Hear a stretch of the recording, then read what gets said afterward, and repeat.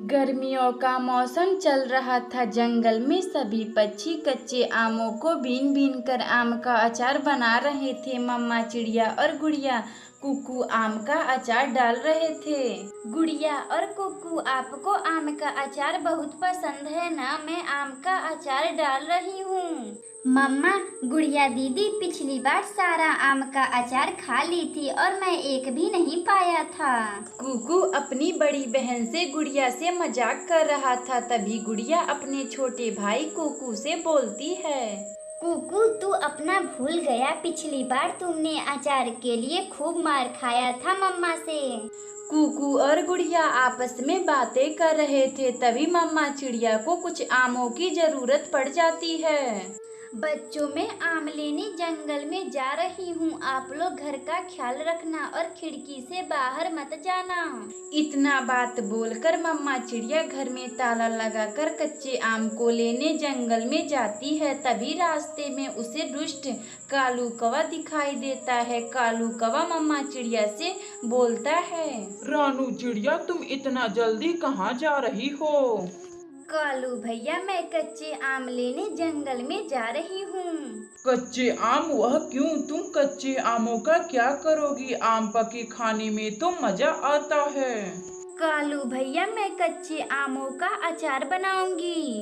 अचार? यह अचार क्या होता है रानू चिड़िया? अचार का नाम तो मैंने आज पहली बार सुन रहा हूँ। कालू भैया, अचार जो खट्टा लगता है वह कच्चे आमों को काटकर बनाया जाता है।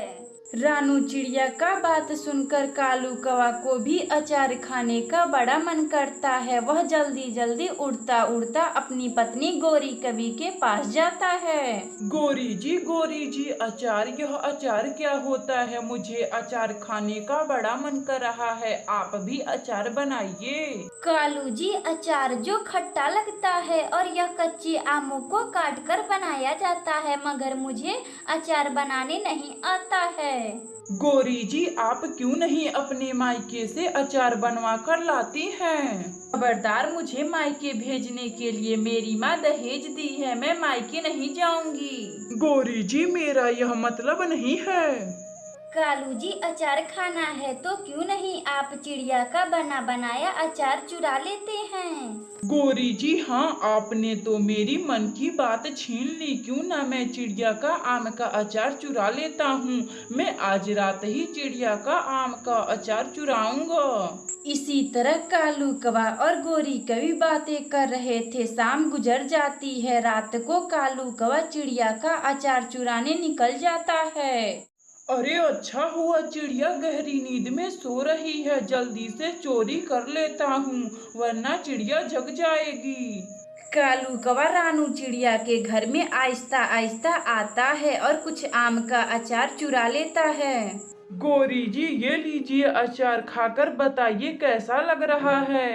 गोरी कवि थोड़ा सा चिड़िया का बनाया हुआ अचार चख कर देखती है तो उसे बहुत ही अच्छा लगता है। कालू, इतना स्वादिष्ट अचार मैंने तो जिंदगी में कभी खाई नहीं थी। अगली सुबह मम्मा चिड़िया अपने अचार को ना देखकर वह बहुत दुखी हो जाती है।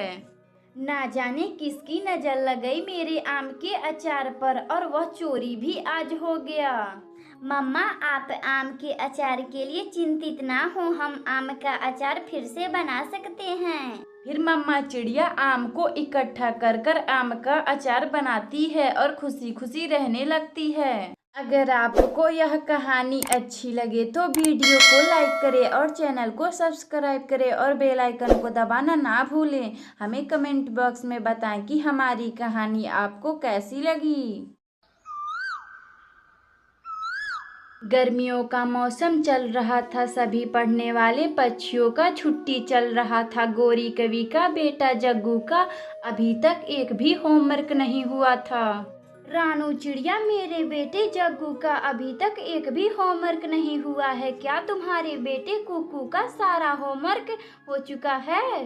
गोरी जी, हाँ, मेरा बेटा कुकू सारा होमवर्क कर लिया है। मैंने उसका होमवर्क भी देख ली हूँ। वह सभी होमवर्क साफ सफाई से किया है, एक भी गोजा पोता नहीं किया है। रानू चिड़िया जग्गू अभी तक घूम ही रहा है, उसे होमवर्क की कोई चिंता उनता नहीं है। क्या तुम मेरे बेटे जग्गू का होमवर्क करवा दोगी? गोरी जी हाँ क्यों नहीं, एक पड़ोसन दूसरे पड़ोसन की ही काम आती है। आप जग्गू को अगली सुबह मेरे घर पर भेज देना, मैं उसका सारा होमवर्क भर दूंगी। गोरी कवि फिर अपने घर आती है और अपने बेटे जग्गू को चिड़िया के घर पढ़ने के लिए भेजती हैं। जग्गू बहुत घूम लिया, अब पढ़ने के लिए रानू आंटी के पास जाओ। मम्मा मुझे नहीं जाना, मुझे अभी खेलना है। अभी तो 15 दिन की छुट्टियां बची हैं, मैं अपना होमवर्क कर लूंगा। जग्गू चुपचाप से कल से रानू चिड़िया के घर पे पढ़ने जाना। सुबह होती है, गोरी कवि का बेटा जग्गू खा पी करके अपना बस्ता लेकर रानू चिड़िया के घर आता है। जग्गू बेटे अपना कॉपी निकाल कर अपना होमवर्क करो, मैं अभी आऊंगी तो तुम्हारा होमवर्क चेक करूंगी। रानू चिड़िया फिर मटका लेकर पानी लाने चली जाती है। कुकू चल हम लोग छुपन छुपाई खेलते हैं। जग्गू अभी तक तुमने एक भी होमवर्क नहीं किया है और खेलने की बातें करते हो। कुकू मैं अपना होमवर्क कर लूंगा, तुम बाहर जाओ और 10 तक गिनती करो, मैं घर में छुप रहा हूँ। कुकू फिर बाहर बैठकर 10 तक गिनती करता है और जग्गू घर के अंदर छिपने के लिए चला जाता है। जग्गू अब मैं 10 तक गिनती कर लिया हूँ, अब मैं आ रहा हूँ। जग्गू कौवा चिड़िया के किचन में जाता है और रखे सभी दूधों को पी लेता है। कुकू जब उसे ढूंढने किचन में आता है तो देखकर दंग रह जाता है। जग्गू यह क्या कर रहे हो, मैं मम्मा से बताऊंगा, तुम मेरा किचन का सारा दूध पी गए। कुकू अपनी मम्मा से कुछ मत बोलना वरना मैं तुम्हें बहुत मारूंगा। जग्गू और कुकू में बातों ही बातों में लड़ाई हो जाती है। जग्गू जो कुकू से ज्यादा ताकतवर था वह कुकू को मार पीट देता है और अपना बैग लेकर वहां से चला जाता है। शाम को जब मम्मा चिड़िया अपने घर आती हैं तो कुकू अपनी मम्मा को सारा बात बताता है। मम्मा जग्गू वह बहुत बुरा है, छुपन छुपाई खेलने के बहाने वह किचन का अपना सारा दूध पी गया है। मैंने बोला मैं मम्मा से बताऊंगा तो मुझे बहुत मारा है। कुकू मैं अभी जाकर उसकी खबर लेती हूँ। मम्मा चिड़िया फिर गोरी कवि के पास जाती है। गोरी कवि जब तुम्हारे बेटे जग्गू का मन नहीं है तो तुम क्यों मेरे पास भेजी पढ़ने के लिए? 2 अक्षर क्या जान गई, अपने आप को बहुत बड़ा टीचर समझ रही हो। मुझे नहीं भेजना अपने बेटे जग्गू को तुम्हारे पास पढ़ने के लिए। रानू चिड़िया का बेटा कुकू अपना सारा होमवर्क किया था और वहीं जग्गू जो अपना एक भी होमवर्क नहीं किया था। जग्गू अपने आवारा दोस्त उल्लू के साथ इधर उधर फल चुराता और उसके ही साथ खाता पीता और अपना सभी छुट्टियों का समय उसी में बर्बाद कर लिया था।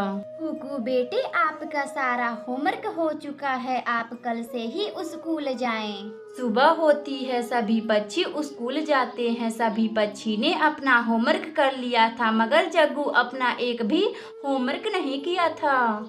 बच्चों लाओ मैं आपका कॉपी चेक कर दूं, एक भी होमवर्क अगर नहीं हुआ होगा तो मैं उसका खूब पिटाई करूंगा।